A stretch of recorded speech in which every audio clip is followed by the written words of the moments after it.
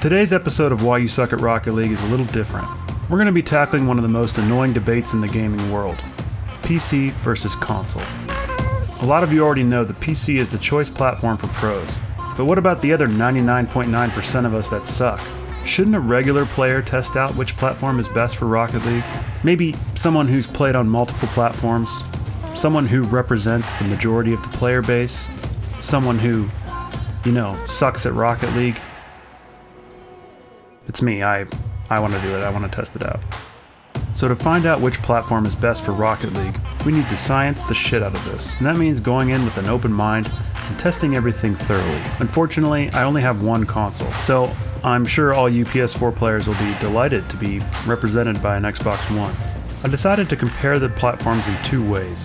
One, a hard rank reset with 10 placement games to determine rank, and two, completing 3 different training packs 5 times each. For the ranked matches, I decided to go with the doubles playlist. Competitive Rocket League prefers 3v3 standard, but since most of you will never get out of gold, I thought I'd go ahead and represent the masses on this one. I'll also be solo queuing, since I'm guessing most of you don't have the amount of friends required to form a doubles team anyway.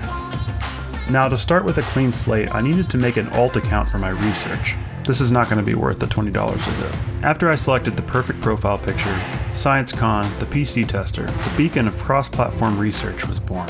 For the Xbox, I just had to create an add-on account. I wanted to blend in, so I made my name XX SunlessKhan XX, with a lot of random letters capitalized to make it edgier. I forgot to make myself over 18, so now apparently I'm also my own dad. I was locked out of some of the features at first, but I begged my dad to give me permission, and he finally relented if I promised to mow the lawn every week for the next 3 summers. I wanted to be as scientific as possible, so I kept a field journal so I could make additional observations on team chemistry, salt levels, username creativeness, and a number of other pointless categories. Okay, let's get to the actual testing. The research was off to a rough start. This Xbox update took about 30 minutes to verify and apply, and then I also had to update Rocket League. But I think that's the last one, and I'm finally ready to... You have to update the controller? You can update a controller? Alright, now that my controller is updated, thank God, we can continue. Jumping into my first ranked match, I can already feel the input lag from the TV, which is definitely a weird feeling at first. But other than that, it doesn't feel too bad with a solid 60 frames per second. Of course, we already got some classic Xbox usernames, and I believe I'm doing a great job of blending in. Saltiness levels seem fairly low, though I can't really tell because Xbox players can't really type out their feelings. This may prove to be a good thing though. Right around Gold 1, I really struggled to play well with my teammates. Up until then, I was able to carry pretty easily, but here our opponents were actually good enough that I needed some coordination. It's been a while since I was Gold, so it was really tough to read my teammates, which led to some losses. This was actually pretty frustrating, and I felt my rage meter spiking pretty hot. The change of pace from Diamond to this level really threw me, and I have to say, these golds got game. But on my last placement match, my teammate really came through. The difference of having a teammate that knows when to come up for a pass is staggering, and we easily cruised to victory. So for the Xbox, I ended up ranked at Platinum 1, which is honestly about what I expected. Now before I do that PC round of placements, let's jump on the training pack trials.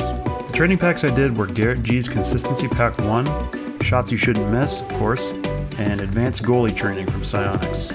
As I began collecting data, one thing was clear. Going through training packs without retrying shots is not a great confidence booster. So far, I seem to be doing equally bad on both platforms, showing a remarkable ability to consistently be inconsistent technically. For the consistency pack, I averaged slightly better on the Xbox.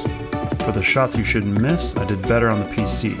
For the goalie training, I did about the same. Now, before we do the last test, the PC rank placement, let's quickly do our Suckless challenge.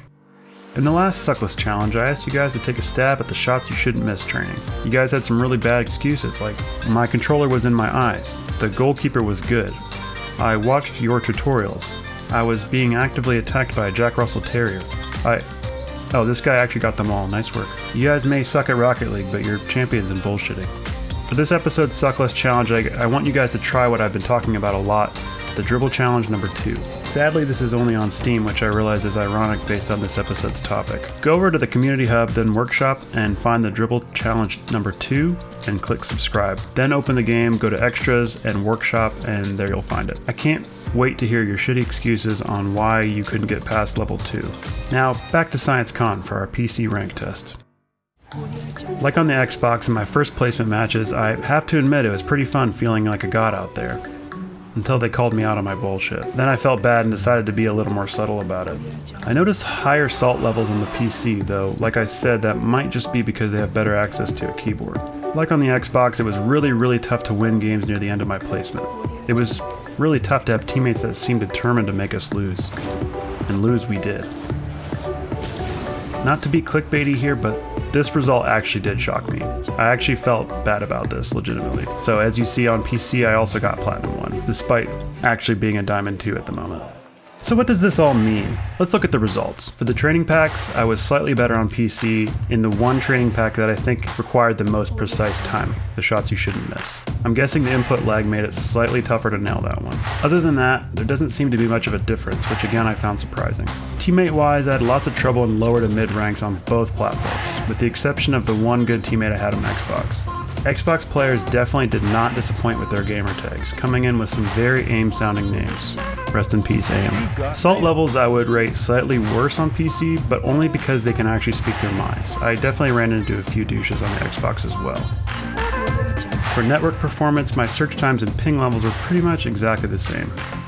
Obviously the game looks prettier and smoother on PC, but the game is pretty nicely optimized on Xbox these days, with a pretty consistent 60 frames per second. If you have a 144Hz monitor and play at a high frame rate on PC, you're going to notice it. Otherwise, you might not. Of course, the most surprising of all this, though, was the fact that I got the exact same rank on both platforms. I definitely thought the higher frame rate and less input lag would make me a better player on the PC.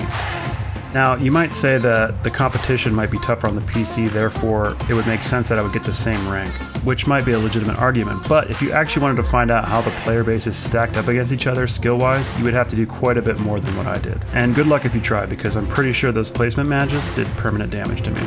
But I still feel like I learned something from this stupid experiment.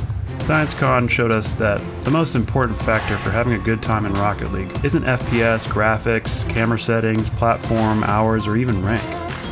It really is your teammates that completely ruin the game. Like and subscribe if you learned nothing.